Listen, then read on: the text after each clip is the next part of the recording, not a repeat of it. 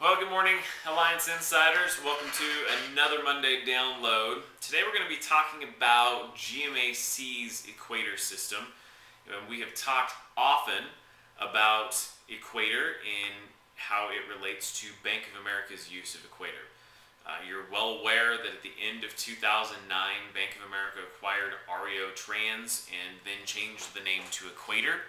And the reason they did that is the system was originally designed for the management of REOs, real estate owned by the bank, and they were converting it into something they could utilize for short sales. So they decided to pick a name that wasn't specific around REO. So they chose Equator. So that happened at the end of 2009, beginning of 2010. That's when their major transition happened. And we've discussed different things about Equator for Bank of America, but many of you know or will find out that GMAC also utilizes the Equator system. Even though it's owned by Bank of America, it's a separate entity and company, and they offer their services to all sorts of different banks. So the big banks using them, Bank of America and GMAC. But the reason I want to talk about it as far as GMAC goes is because it is different in how it's used at GMAC versus how Bank of America uses it. And many of us have been frustrated with the Bank of America use of Equator. It added some speed to the upload process instead of having to fax documents in, but it became a barrier that Bank of America hid behind in the negotiations, which has made it challenging to actually move through files quickly and be able to communicate and negotiate a file efficiently. So it added there were some pros to it, and there were a lot of cons that came with it as well.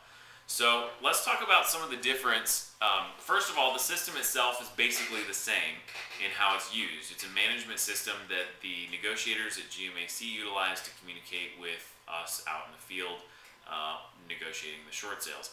For our agents that actually utilize our services for negotiation, kind of the logistics of it aren't going to matter, but what those logistics mean to the process of the short sale is really what you're going to want to focus on.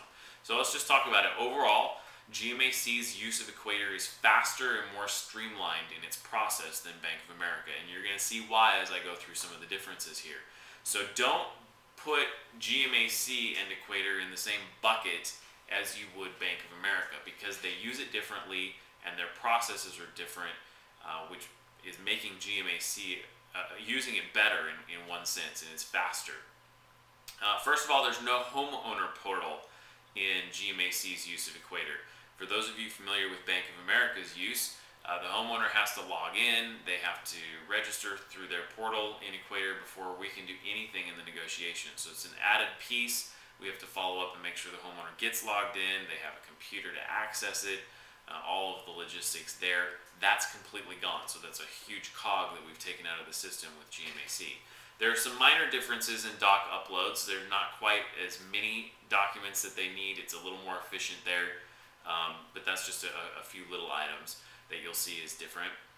GMAC is faster on their tasks and their follow-up. So Bank of America has really long periods of time for their agents to follow up on tasks. GMAC has shortened that, which again adds to the streamlined nature of GMAC's use of the Equator system.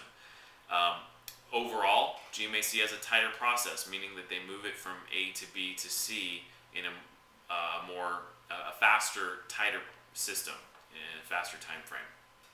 One other thing that's really cool that we found is that the negotiators will actually send you an outside email to let you know that they've done something in Equator. Now, obviously, we're very proactive, and daily we check multiple times a day. We're checking Equator to find out what tasks have been updated or things have been moved over from the negotiator side to our side to do something.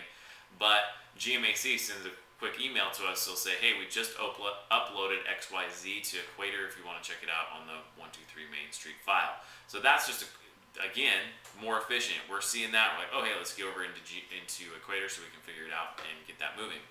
Here is the best part of how GMAC utilizes Equator versus Bank of America.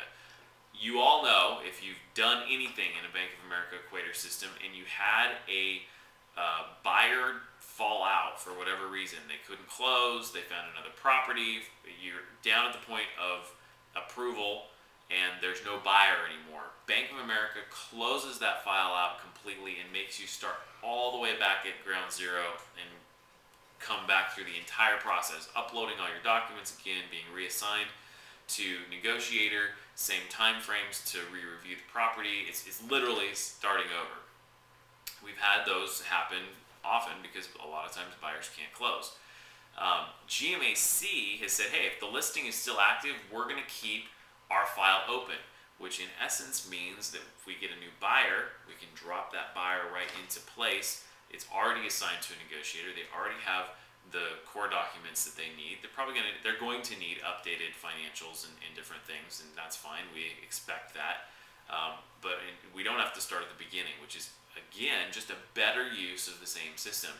So it's not the system. For those of you frustrated with Equator, it's not the system that's the problem. It's the bank, and it always has been the bank. Bank of America has been notoriously one of the lenders that have been the most challenging when it comes to short sales.